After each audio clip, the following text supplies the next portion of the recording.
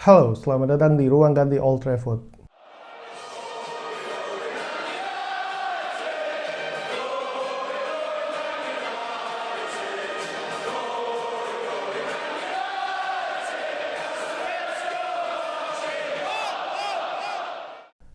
Episode kali ini kita akan membahas tentang beberapa rangkuman transfer yang telah dilakukan manajemen MU sejauh ini, manajemen Ineos. Ya, seperti kita tahu, musim transfer kali ini kita sangat sibuk. Dari mulai mendatangkan striker, back, dan seharusnya gelandang sih. Cuman sampai sekarang gelandang pun masih belum nampak siapa yang akan bergabung. Sejauh ini yang deal itu Joshua Zirkzee dari Bullocknya, seharga berapa ya? 45 kalau nggak salah ya, dicicil selama 3 tahun.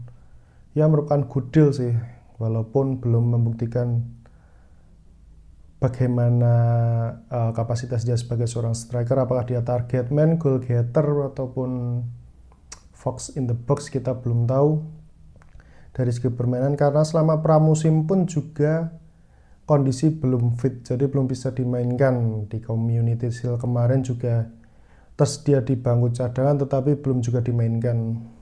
Terus selanjutnya Leny Yoro yang sempat dikabarkan juga beliaunya ingin hijrah ke Madrid, tetapi dari Lille sendiri mendesak agar Yoro pindah ke MU karena merupakan good deal dengan mahar yang cukup mahal juga sih untuk back berusia 18 tahun. 50 juta plus add-on, jadi total sekitar 62 juta. Dan belum mampu membuktikan juga sih, hanya pramusim 2 kali bertanding kalau nggak salah ya. Terus yang pertandingan kedua itu melawan Arsenal hanya bermain beberapa menit, 15 menit atau berapa, itu harus cedera metatarsal, bahkan dioperasi sampai sekarang. Kemungkinan kembali sekitar 3 bulan baru bisa dilihat kondisinya kembali kan. Apakah termasuk investasi bodong atau apa, kita juga belum tahu kan. Cukup mahal juga sih untuk usia 18 tahun, meskipun Jarrad Bradway dari Everton yang 21 tahun juga ditawarkan dengan 70 juta kan. Tapi manajemen MU tidak mau membayar back yang belum membuktikan dengan harga setinggi itu. Lebih memilih Leny Yoro dengan mahar 50 plus add-ons tadi. Selanjutnya yang terbaru, Matthijs de Ligt dan Noussair Mazraoui, duo dari Bayern ini seharga 45 plus 5 add-ons dan 15 plus 5 add-ons, merupakan good deal bagi MU karena de Ligt sendiri dicicil selama 3 tahun kan. Dan di Ajax, di Juve pun juga sudah membuktikan kapasitasnya sebagai back kelas dunia, back top Eropa kan. Cuman kembali lagi di Munchen jarang diberikan tempat karena beberapa kali cedera dan harus bersaing dengan Dayot Upamecano dan Kim Min-jae kan, juga lumayan ketat juga persaingan di Munchen. Matthijs de Ligt sendiri kan mendesak manajemen Munchen untuk segera pindah ke MU ya karena de Ligt sendiri tidak masuk ke game plan dari Vincent Kompany. Dia ingin melakukan reuni dengan Erik ten Hag di MU. Begitupun dengan Mazraoui. Terus untuk pemain yang baru saja out, Aaron Wan-Bissaka, Spiderman, pemain yang salah satu pemain 1 versus 1 defender yang baik sih, yang lumayan atribut defense-nya sangat menonjol, apalagi tackle-nya itu.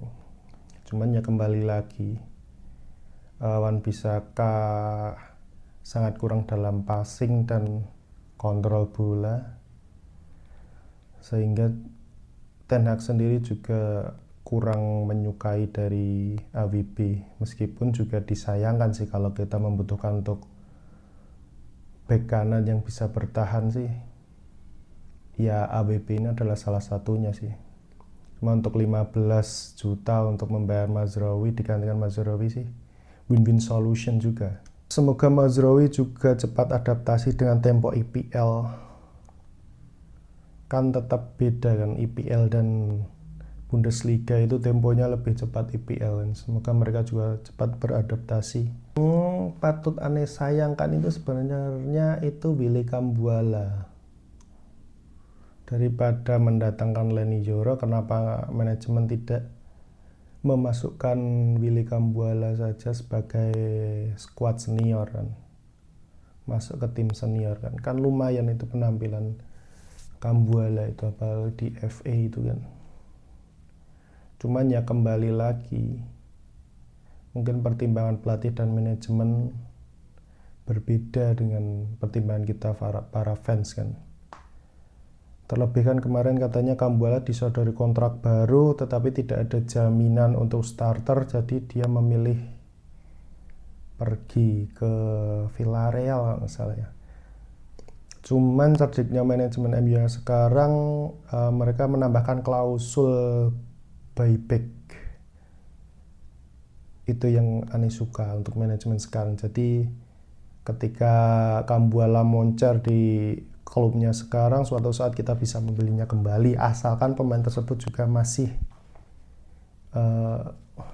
mau untuk bermain di MU kan. Terus isu terbaru itu Scott McTominay bersedia gabung Napoli, bersedia untuk bergabung dengan proyek Antonio Conte kalau nggak salah ya, untuk pelatih Napoli sekarang kan. Cuman kita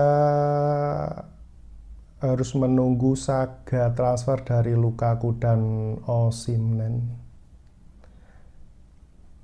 Sepertinya agak rumit Chelsea dan Napoli ini untuk kedua striker ini kan. Osimhen sendiri juga tidak masuk dalam game plan Antonio Conte. Dia lebih menginginkan Lukaku kan. Sampai sekarang transfernya masih berjalan cukup alot, dan McTominay sendiri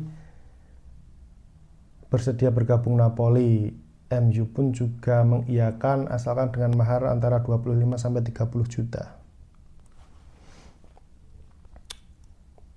Terus untuk lini belakang sudah, untuk bek kiri kemungkinan bek kiri kita yang masih perlu adanya tambahan amunisi kan.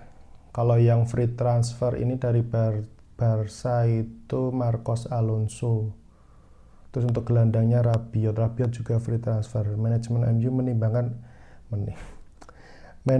MU mempertimbangkan untuk menggait dua pemain tersebut karena ya free transfer. Tetapi untuk Rabiot mungkin terkendala dengan gaji, dan Alonso juga di Barca tidak begitu meyakinkan penampilannya sih. Terus ada isu juga Ferdi Kardioglou dari Fenerbahce juga bisa menjadi opsi sebagai bek kiri. Cuman ya kembali lagi, sebenarnya bisa sih win-win solutionnya. Mourinho juga menginginkan Lindelof, dan Lindelof juga ingin reuni dengan Mourinho, jadi bisa barter mungkin untuk memuluskan bek kiri Kardioglou dengan Lindelof ini. Tetapi kabar yang terbaru dari Brighton pun juga mengajukan tawaran terhadap Kardioglou ini. Terus untuk barisan gelandang lagi setelah Rabiot yang free transfer, PSG pun juga melunak perihal Manuel Ugarte yang saat ini market value-nya sekitar 45 juta. Terus untuk opsi berikutnya ada Sander Berge. Iya, bacanya Sander Berge atau Sander Berge kan. Pemain dari Burnley. Cukup konsisten walaupun musim ini harus turun kasta ke Championship. Burnley sendiri mematok harga 30 juta, di mana pasaran dari pemain ini adalah sekitar 20, dan MU yang sekarang kan nggak bisa dibodohin kayak MU waktu manajemen Edward Wright kan. Jadi MU juga tidak mau membayar sebesar 30 untuk Sander Berge. Ya 20-25 mungkin harga yang cocok. Cuman masih menarik juga ini untuk porsi gelandang karena stok gelandang kita cuma Casemiro, Mainu, Eriksen. Kalau Eriksen sudah pasti nggak bisa bertahan kan. Kalau yang kemungkinan inti kan Casemiro dan Mainu. Terus ada pemain debutan juga Toby Collier juga belum bisa dipastikan untuk konsistensinya. Jadi kita masih memerlukan setidaknya satu gelandang bertahan baru. Untuk sekarang posisi yang urgent memang bek kiri dan gelandang, karena bek kiri kita juga tidak memiliki stok. Dengan absennya Luke Shaw sampai jeda internasional, kapan itu ya? September atau kapan ya mungkin. Ya musim transfer ini MU memang benar-benar sibuk untuk memperkuat skuadnya kan. Sayangnya untuk penjualan pemain memang berjalan sedikit alat karena ya kapasitas pemain MU ya standar begitu saja kan. Dengan gaji yang luar biasa, banyak klub yang nggak mampu untuk membayar gaji pemain. Sebenarnya ada minat, cuman terkendala gaji. Seperti Sancho itu kan tai itu. Pemain yang nggak guna dan nggak ada kontribusi sampai sekarang masih susah untuk dijual karena terkendala gaji itu. Ya mari kita ikuti untuk perkembangan transfer-transfer berikutnya. Semoga Sancho, McTominay atau bahkan Rashford bisa segera keluar dari MU karena udah 4 lihat Rashford sama Sancho itu. Terima kasih telah menonton. Sampai jumpa di episode berikutnya. Glory Glory Manchester United.